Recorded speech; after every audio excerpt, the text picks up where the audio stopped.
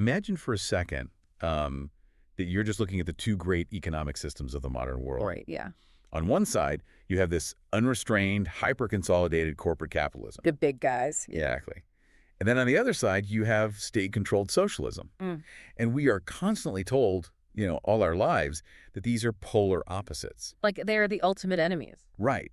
But what if you actually looked closely at the lived experience of a normal person under both of those systems? You'd see something pretty shocking, actually. Yeah, you realize that those two supposed enemies, they eventually turn into the exact same thing. It's this terrifying paradox, really, because when the dust settles, whether all the wealth and productive property is held by, say, a monolithic group of 5 mega corporations or by one giant government bureaucracy, right? Exactly.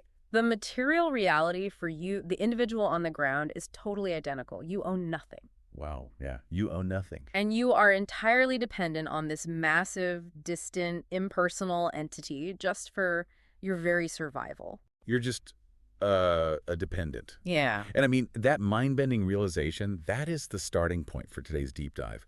So welcome to a special premium broadcast of Under the Hood. Coming to you from Chesterton Radio, right here from our little station on Commercial Street in Atchison, Kansas. That's right. And our mission today is to unpack a stack of truly profound sources. I mean, we've got papal encyclicals spanning a whole century. Yeah, specifically Rerum Novarum, Quadragesimo Anno, and Laborum Exercens. Plus the historical texts and, the seminal, fiercely witty works of G.K. Chesterton and Hilaire Belloc. Which are just brilliant. So brilliant. And all of this, it points toward a radical, highly practical philosophy known as Distributism. Right, and Belloc actually called that end-stage dependency you just mentioned, he called it the servile state. The servile state. Right. Sounds ominous. Oh, it is. He basically argued that state capitalism and state socialism, they aren't opposites at all. Wait, really? Yeah, he said they are the logical, inevitable conclusion of one another. How does that even work, though? Well, think about it. When capitalism's concentrated powers just run completely unchecked, what happens? They create monopolies. Right. And those monopolies, they consolidate immense wealth and leverage. And eventually, they capture the state machinery itself to protect their interests. So you end up with a corporatocracy. Exactly. Which means that, the light switch we usually use to understand the global economy, where you flip it up for the free market, flip it down for state control. Yeah. That switch is completely broken. It's totally useless, yeah. But I feel like to understand why Chesterton and Belloc felt a third way was desperately needed, we have to look at the breaking point. We really have to go back to the source, yeah. Right. The smog-choked, volatile crisis of the late 19th century. Because that's what birthed this entire line of thinking. Absolutely. The Industrial Revolution, it fundamentally ruptured human existence. Ruptured is a strong word, but yeah, But it's accurate. Because for centuries, most ordinary people operated in an agrarian or, a guild-based system. They were farmers or craftsmen. Right. And they might not have been wealthy at all, really, but they had a degree of independence. They had their own stuff. Yes. They had access to the commons, they owned their modest tools, and they were protected by these ancient working men's guilds. But then, through a series of historical events, like those land enclosure acts in England that fenced off the common lands. Which was devastating. Yeah, millions of people were basically driven off the land. They were forced into these dense urban centers just to work in the new factories. And the descriptions in these historical sources we're looking at, they are incredibly stark. Like truly bleak. Yeah. So Pope Leo XIII, he released an encyclical in 1891 called Rerum Novarum. Which translates to of new things, right? Exactly. And the new things he was looking at were just catastrophic. Because he describes a society that was violently severed into two classes. Yes. A tiny, immensely wealthy elite on one side, and this massive, impoverished, powerless working class on the other. And the text explicitly calls out the hard-heartedness of employers and the greed of unchecked competition. It's a heavy critique. It really is. It states that a small number of very rich men laid upon the laboring poor a yoke that was, and I'm quoting here, little better than slavery itself. Because, the worker had been totally stripped of their land and their tools. They had nothing left. Right. They were left with only one thing to sell, which was their physical labor. And they were completely isolated. Yes. And when you have an isolated, starving worker negotiating against a massive factory owner who can easily just replace them with another starving worker. There's no real negotiation there. No, there is no true freedom of contract. It's basically coercion by starvation. Coercion by starvation. Wow. I mean, if you're standing in a bread line and your kids are working 12-hour shifts in a textile mill just to keep the family from starving, Which was happening all the time. right, then radical solutions are going to look like salvation. Oh, absolutely. So the socialists step onto the stage, they point to the greedy factory owner hoarding all the capital, and they say, hey, let's just take all that concentrated wealth and property, transfer it to the community or the state, and just ensure everyone gets a fair share.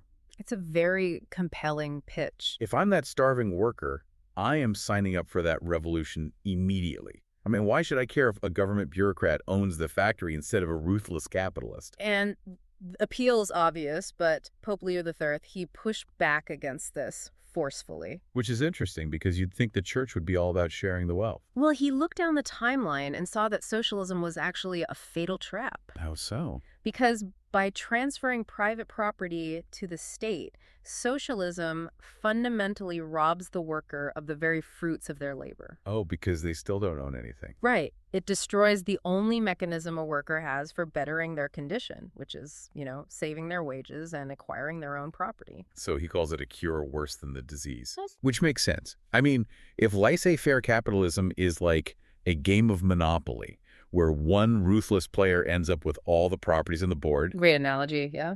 Thanks. Then socialism is just a rule change where the bank confiscates the board entirely. Yes. Like the game is over, but all the other players still have empty pockets. They're still just tenants. That's a perfect way to look at it. And Leo III went a step further, and this is where he really shifted the entire paradigm of economic thought. Okay, what did he do? He boldly defended the natural right to private property. He argued that property is precisely what distinguishes a human being from an animal. Wait, hold on. How does property separate us from animals? Because, I mean, a bird builds a nest. A squirrel hoards acorns, right? They have physical possessions. They do, but animals are governed purely by immediate instinct. Okay. Like, a squirrel isn't planning a retirement portfolio, It's just reacting to the temperature dropping and its biological drive to survive the winter. Right, it's just instinct. But humans, on the other hand, we possess reason and foresight. We project our minds into the future. So we're thinking about next year and 10 years from now. Exactly. We don't just need things for temporary consumption. We need stable, permanent possession of productive assets. To plan for our families. Yes, to plan for our families, to build communities, and to exercise our creative capacity over time. Which means when a person works, the deepest impelling motive isn't just to eat a sandwich today. No, not at all. It's to obtain property and hold it securely. Precisely.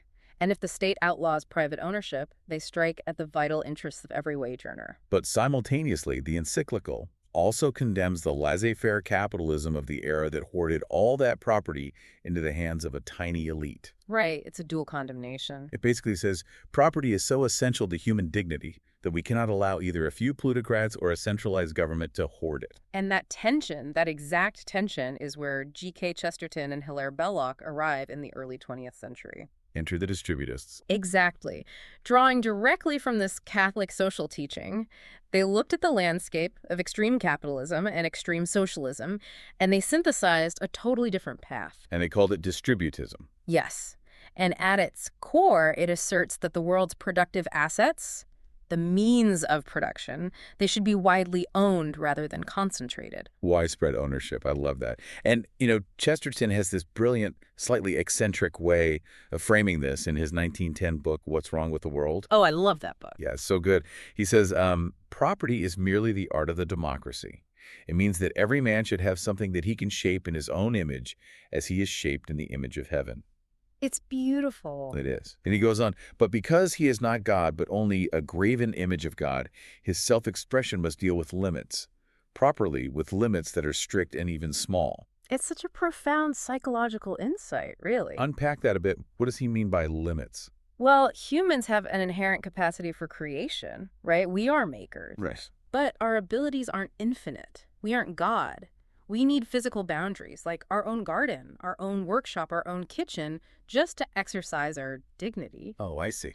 Think about the psychological toll of working on a hyper-efficient assembly line. Oh, man, yeah. You turn a single screw on a machine owned by someone else for 12 hours a day.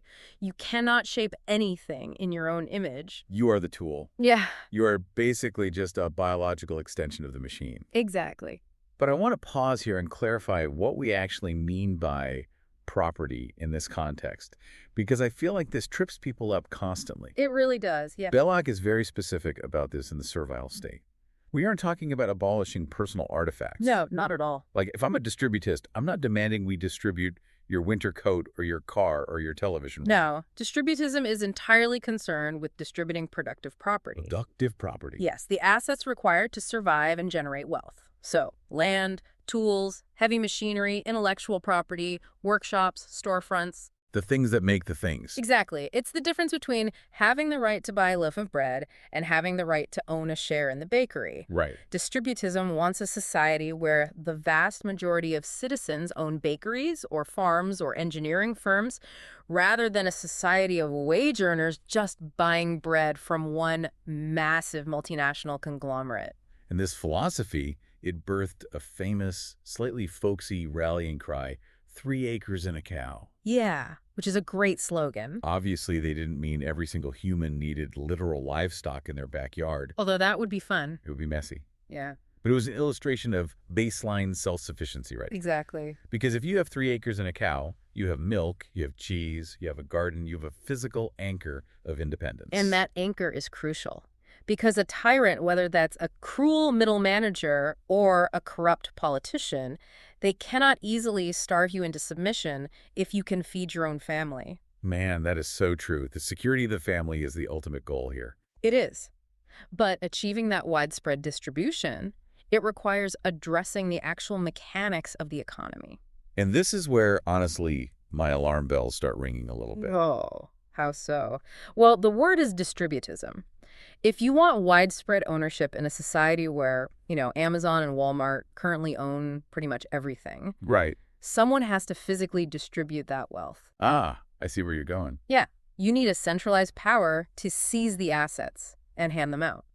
So how is that not just giving the government the exact Leviathan-like power you claim to be fighting? That is the big question. I mean, it sounds like socialism with a rustic agrarian paint job. It's the most common and vital critique, and Belloc actually addresses this directly. Okay, what's his answer? The mechanism isn't about arbitrary state confiscation. You don't just create a giant government slush fund and start seizing factories. Thank goodness. So what do you do? The goal is to naturally diffuse ownership by changing the structural incentives of the economy itself. But how do you do that without an army of bureaucrats? Through taxation and antitrust laws, but applied in a very, very specific way. Okay, lay it on me. Well, currently, our tax codes and subsidies often create an artificial gravity that pulls wealth toward the top. Oh, absolutely. The bigger you are, the easier it gets. Exactly. Massive corporations get tax breaks, subsidies, and regulatory exemptions that small businesses just can't access. Right. Distributism flips that entirely. You implement taxation on excessive property ownership. Excessive property. Yes. You make it economically ruinous to hoard 10,000 acres of land while your neighbors have absolutely none. Okay, that makes sense. You tax the chain store at a much higher rate than the independent mom-and-pop shop on the corner. Okay, I see the logic there, but, Mm. and I have to ask, who defines excessive? That's the tricky part, sure. Because the moment you give the state the power to tax someone out of existence just because they got too big, you've essentially handed them a weapon. A weapon they could misuse. Exactly. They will inevitably use it against their political enemies. Well, the distributist answer to that relies heavily on local governance, which we'll get to in a moment. But the economic principle is really about restoring natural limits. Natural limits, like what? Think of the economy like a forest. Okay. If one massive canopy tree, a monopoly, grows so huge that it blocks out all the sunlight, nothing else can grow. Right. The undergrowth just dies. Exactly. A distributist tax structure isn't designed to feed a federal bureaucracy. It acts more like a controlled burn in that forest. Oh, I like that metaphor. Yeah, it clears the canopy so sunlight reaches the forest floor, allowing thousands of smaller trees to thrive. So it's punitive against hoarding. Yes, designed to make massive accumulation mathematically illogical for the hoarder.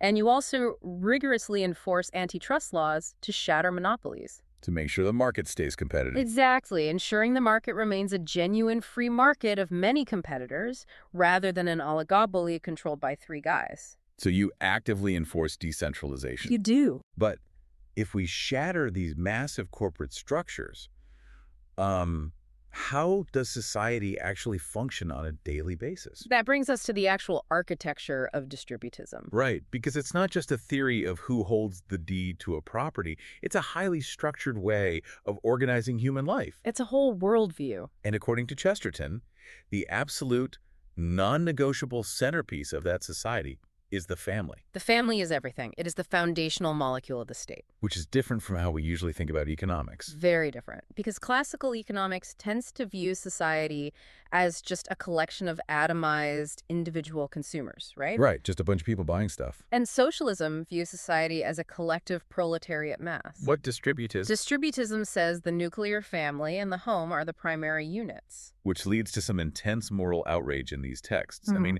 in the 1931 encyclical Quadragesimo Anno. Oh, Pope Pius XI. Yes. He looks at the wages being paid to men in factories at the time, and he is furious. It really was. He highlights how fathers were paid so little that mothers were essentially forced to abandon the home, abandon the raising of their children, and take up brutal factory work just so the family wouldn't freeze or starve. It's heartbreaking. The text calls it an intolerable abuse. And this births a foundational demand drawn directly from Catholic social teaching, the concept of the living wage. A living wage. We still hear that term today, but what do they mean by it? They meant that a just wage must be sufficient to support the worker and their family adequately.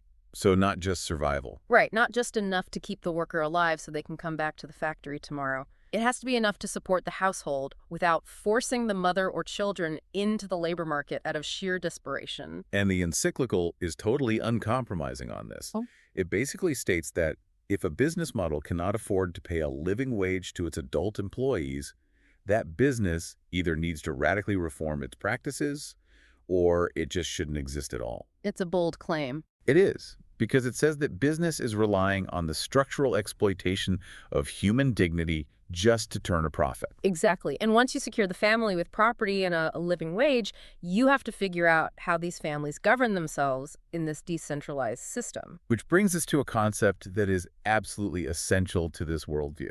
The principle of subsidiarity. Yes, subsidiarity. Pope Pius XI gave the classical definition of it in Quadragesimo Anno. What did he say? He stated, "It is a grave evil and a disturbance of right order to assign to a greater and higher association what lesser and subordinate organizations can do." That's a bit dense. It is. So think of it like cellular biology. Okay, biology. The nucleus of a cell commands the overall function, sure, but it doesn't try to digest the nutrients for the mitochondria. Right. In human terms, no larger unit, like a federal government in Washington, D.C., should perform a function that a smaller unit, like a town council, a neighborhood association, or a family can perform just as well. Okay, I get it. Like, if my street has a really dangerous intersection, we don't need a federal Department of Transportation in a distant capital to spend 3 years conducting a study to decide where to put a stop sign. That would be absurd, yeah. The neighborhood knows where the stop sign goes. We solve it locally. Exactly. Subsidiarity respects the autonomy and the competence of the people closest to the issue. People on the ground. Yes. The higher levels of government only exist to assist the smaller units when they are genuinely overwhelmed. Like during a natural disaster or a foreign invasion. Right, something the town council literally cannot handle. And economically, this principle of subsidiarity leads to the revival of guilds and cooperatives. Right. It has to. Because if you shatter the massive corporate monopolies, you need something to ensure quality and protect workers. Right, you need some structure. So in a guild, the employers and the employees in a specific trade, say carpentry, plumbing, or software engineering, they collaborate. Okay, I have to challenge this because historically, whenever you get all the producers in one industry together in a room to collaborate, you don't get a guild.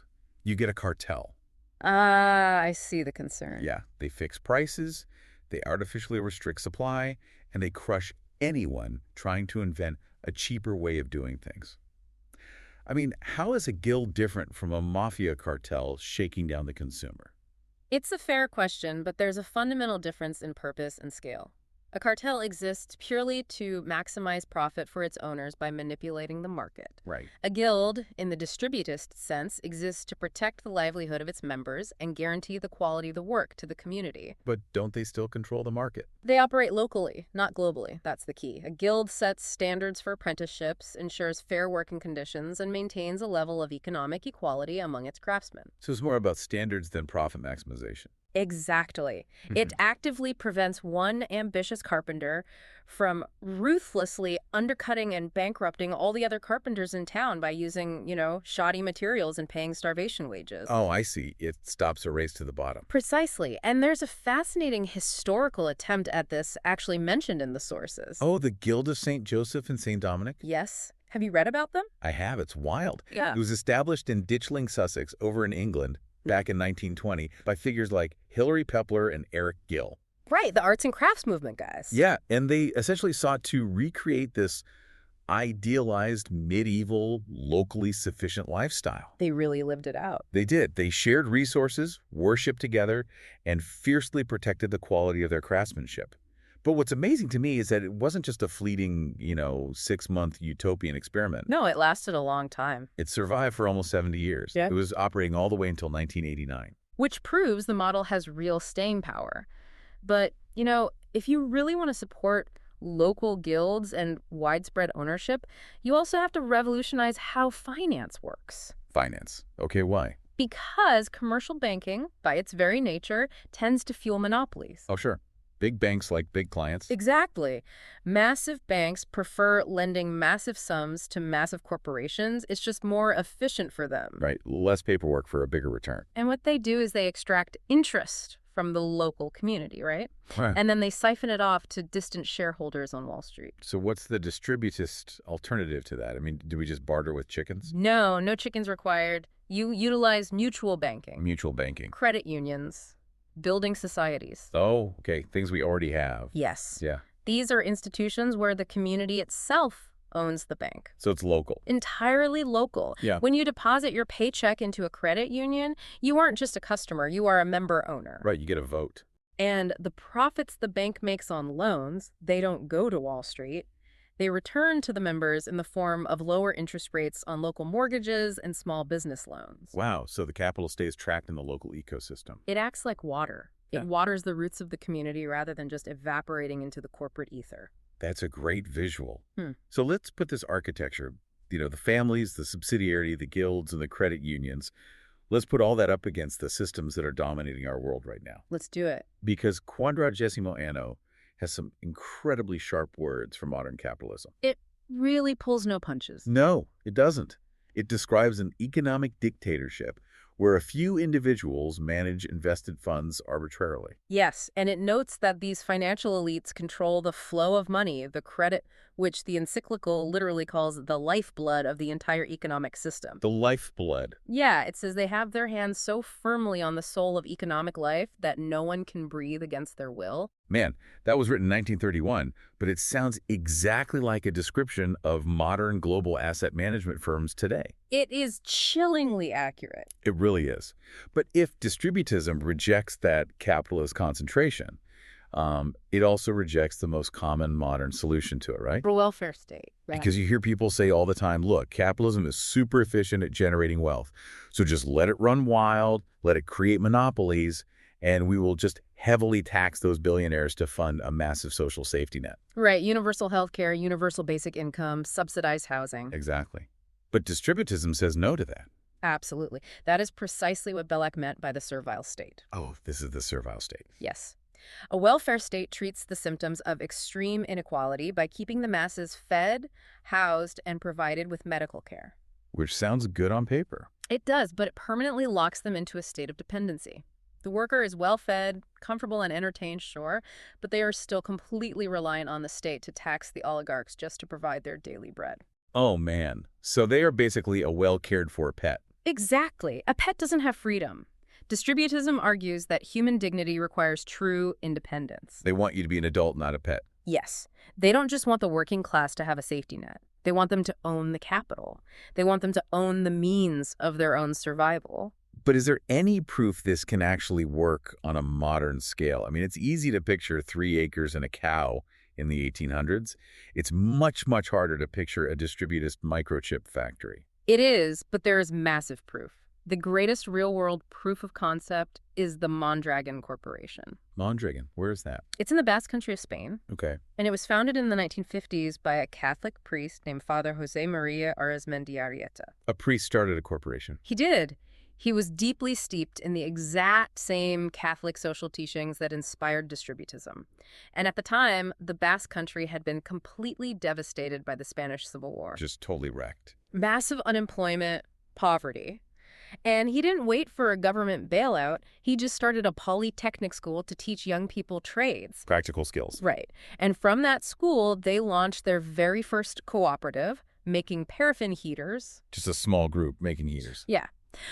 But fast forward to today, and Mondragon is a massive federation of worker cooperatives. How massive are we talking? It's a modern, global, industrial, and retail titan. Yeah. Tens of thousands of workers. They manufacture appliances, industrial robotics. They have their own university. Wait, their own university? Yes, and they have their own banking network, the Caja Laboral. That is insane. So it's not a quaint little farm. Not at all. But the mechanics of how it operates are what make it distributist, because it is owned entirely by the workers. How does that work in practice, though?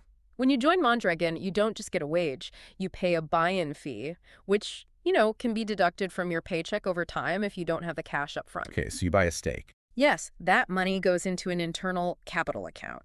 You become a co-owner with actual skin in the game. I was reading about their pay structures while prepping for this, and it is fascinating. The wage ratios, right. Yes.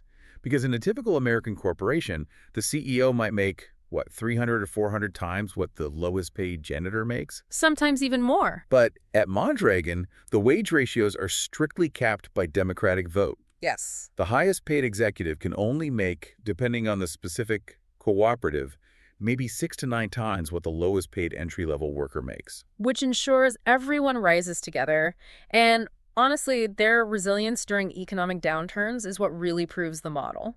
What happened during the 2008 financial crisis? Well, traditional corporations worldwide laid off tens of thousands of workers just to protect their shareholder dividends, right? Did the workers always take the hit? But Mondragon didn't lay people off. Really? None. Because the workers owned the company, they held a vote. And they collectively voted to temporarily lower their own wages and reduce hours across the board just to ensure nobody lost their job. Wow. They shared the pain. They shared the pain to protect the community, and then, of course, when profits return, they shared the gains. That is incredible. Okay, so Mondragon proves you can scale cooperative ownership. But let me play devil's advocate for a second. Sure, go ahead. Think about the tired, stressed-out modern worker. Does this mean nobody works for a wage in a distributist society? No. Because, honestly, owning a business is incredibly stressful. Yeah. You take the risk. You lie awake at night worrying about overhead and supply chains. What if I don't want to be an owner? That's completely fair. What if I just want to clock in, do my spreadsheets, take my paycheck, and go home to watch baseball? Am I a failure in a distributist society? Not at all, and the sources actually clarify this. Wage labor isn't inherently evil, and it would definitely still exist. Okay, Fiat. But the proportions of the economy would flip. What do you mean? Currently, most people are wage laborers for their entire lives. In a distributist system, wage labor wouldn't be the lifelong permanent destiny of an entire underclass of citizens. It would be more of a phase. Exactly. It would mostly consist of young, inexperienced workers learning a trade or people in transitional phases of life. Working for a wage is a stepping stone. Right. And even if you just want a low-stress job for your whole life in a distributist economy, you would likely be doing that job within a cooperative structure like Mondragon, where you organically build equity anyway, rather than enriching a distant shareholder. So you still get the security of ownership, even if you aren't the CEO lying awake at night. Precisely. Okay, so if the Mondragon model works so well and the ideas are this empowering to the average person, why is distributism so misunderstood today? It's a great question. I mean, it feels completely politically homeless. It is entirely politically homeless. Let's address the massive misconceptions that keep it sidelined, because there are a few big ones. Yeah, let's break them down. First, the one we hear constantly. Distributism is just socialism in disguise. Right. We touched on that earlier. And we've established why that's fundamentally false. Socialism centralizes property into the hands of the state. Distributism radically decentralizes it into the hands of families. Total opposites. What's the second misconception? That it's anti-business or anti-market. Oh, I hear this from staunch capitalists all the time. Yeah, they see the critiques of monopoly and they just assume distributists hate free enterprise. But they don't. It is arguably the ultimate pro-business philosophy. It doesn't want fewer businesses. It wants thousands of robust, independent small businesses to thrive instead of 3 mega corporations dominating the globe. It wants a real market. Yes. It believes in the free market so much that it wants everyone to be an active participant in it, not just a passive consumer. That is such a good way to frame it. And the political paradox of distributism is just fascinating to me. Because it crosses all the lines. Exactly. And just a quick note to you listening, we aren't taking any political sides here. We're just exploring the sources to show how distributism transcends the modern left-right divide. Right, we're just reporting what the texts say. So on the center-right, you see its DNA in Christian democratic movements. And parties like the American Solidarity Party. Right, which advocate for a social market economy, respecting traditional family values, while demanding widespread ownership and strong labor rights. But then you swing all the way to the radical left, and you find figures like Dorothy Day and the Catholic worker movement. Dorothy Day, yes. They were deeply influenced by distributism, but they leaned toward a free market libertarian socialism, or even a form of Christian anarchism. They believed in intense mutual aid. Yes, voluntary poverty, and they fiercely opposed the coercion of both state capitalism and state socialism. Chesterton himself embodied this paradox perfectly, didn't he? Oh, absolutely. He was a devout Orthodox Catholic who championed traditional agrarian values, the nuclear family, and local patriotism. Which sounds very conservative. It does. Yet he ran for office as a liberal, directly challenging the conservative Whig history of England that protected the landed aristocracy. He just refused to be put in a box? Distributism utterly refuses to fit neatly into a modern political box because it subordinates economics to human life, rather than subordinating human life to the economy. That's the core of it right there. Oh, okay. Okay, so let's take these timeless principles written back in 1891 and 1931, and let's collide them with the harsh, hyper-connected realities of our modern economy. Let's do it. Because the papal encyclicals didn't stop in the 30s. Pope John Paul II released Laborum Exercens in 1981, and honestly, reading it today feels incredibly prophetic. It really does. Laborum Exercens was written on the 90th anniversary of Rerum Novarum. Right. And John Paul II was looking at the horizon and saw massive shifts coming. The widespread introduction of automation, the rising cost of energy, the realization that natural resources are finite and easily polluted. He saw the tech boom coming. He did.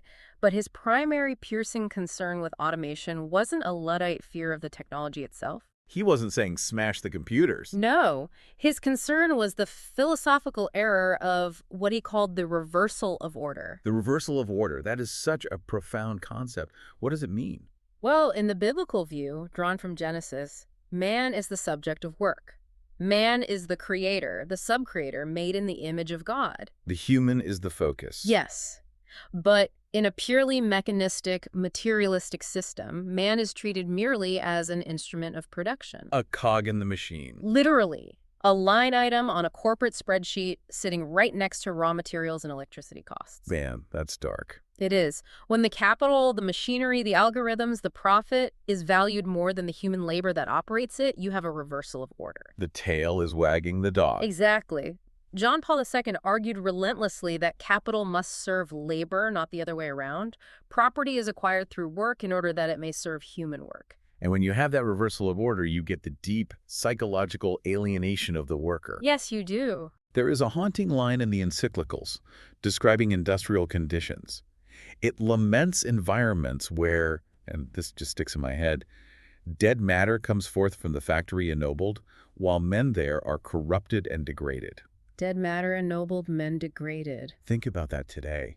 Dead matter comes out ennobled, like a beautifully engineered, glowing smartphone or a sleek electric car. Right.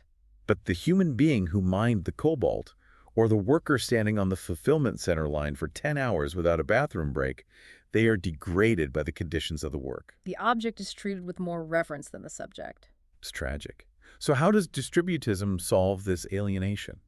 By returning to ownership. Simple as that. Well, practically it's hard, but philosophically, yes. When workers are part owners of the great workbench at which they labor, they cannot be alienated from their work in the same way. Because it's theirs. Right. They have a direct stake in the outcome. They have agency. The capital is serving their labor, providing them with the means to support their families and build their communities. This leads me to a highly speculative but incredibly exciting possibility. Oh, where are we going? Well, we look at modern technology, AI, robotics, global supply chains, primarily as centralizing threats that will wipe out the worker. Sure, that's the common fear. But based on everything we've read about cooperatives and small enterprises, could the very technologies that threaten us actually become the engine for distributism? What do you mean by that? Think about 3D printing, open source software, platform cooperatives, desktop CNC machines. Oh, I see. For a century, manufacturing required massive, centralized factories with billion-dollar capital investments. You couldn't compete if you didn't have $1 billion. Right. But if the tools of production become drastically cheaper, smaller, and easier to operate, couldn't we see a massive return to local manufacturing? That's a fascinating point. If I can download a schematic for a tractor part and just print it in metal in my garage, I don't need a global supply chain anymore. Could technology actually enable the decentralization Chesterton dreamed of? You know, in the 1991 encyclical Centesimus Annus, John Paul II warns against the domination of things over people. Right. But he also explicitly points out that the modern economy relies increasingly on human knowledge, skill, and organization rather than just raw physical capital. The intellect is the capital. Exactly. So if technology empowers the individual owner, it aligns perfectly with distributist principles. I mean, the current infrastructure is highly centralized. Amazon owns the cloud, Google owns the search, but the tools themselves are democratizing. Exactly. Technology is only a centralizing threat when the underlying patents and platforms are hoarded by a monopoly to render human labor obsolete. When they build a walled garden. Yes. But if a craftsman in Kansas can design a product, manufacture it locally with a 3D printer, and reach a global market without needing a massive corporate intermediary to warehouse and ship it, you have effectively distributed the means of production. You've given them the modern equivalent of 3 acres and a cow. You really have. It's digital acres and a 3D printed cow, but the principle of independence is exactly the same. Wow.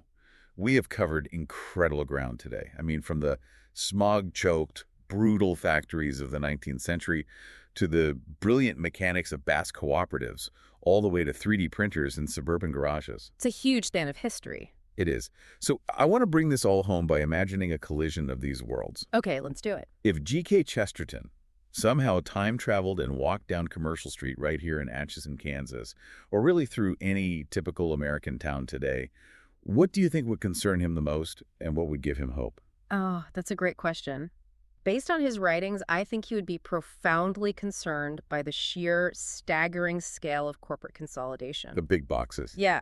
He would look at the massive big box stores on the edge of town that have systematically boarded up the mom-and-pop hardware stores, bakeries, and pharmacies on Main Street. He would hate that. He would. And he would be deeply distressed by a culture that seems entirely obsessed with acquiring cheap consumer goods at the lowest possible price rather than securing ownership of productive assets. We care more about buying cheap stuff than owning the ability to make stuff. Exactly.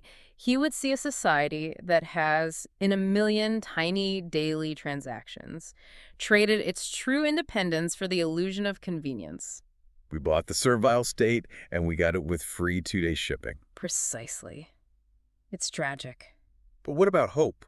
Well, he wouldn't despair. Chesterton was a very joyful guy. That's true. He would undoubtedly find reasons to be hopeful. He would rejoice at the survival of any family-owned businesses that have stubbornly weathered the storm of globalization. The ones still holding on. Yes. He would be thrilled to see the persistence of local credit unions and community banks fighting against financial consolidation. And farmers markets. Oh, he would love farmers markets, places where you buy directly from the person who grew the food. And he would be deeply encouraged by grassroots movements toward skilled trades, maker spaces, and neighborhood mutual aid networks. Anywhere people are creating. Right. Wherever he saw ordinary people taking ownership of their work and rejecting the role of the passive consumer, he would see the spirit of distributism alive and well. That brings everything full circle so beautifully. And it leaves you, our listener, with a final lingering thought. The big takeaway. Right. It's the silent question bubbling beneath the surface of all these encyclicals, essays, and economic theories we've talked about today. Which is? What if true economic freedom isn't measured by how much cheap stuff you can afford to buy at a big box store, but by the security of actually owning the means to support yourself and your family? That changes everything. It does. What if a truly free society isn't just a society of mass consumption, but a society of widespread creation? That is the ultimate question of human flourishing. It really is. Thank you so much for joining us for this special premium broadcast of Under the Hood. We warmly invite you to continue exploring this great conversation between faith, economics, liberty, and human flourishing right here on Chesterton Radio. Until next time, keep digging deeper.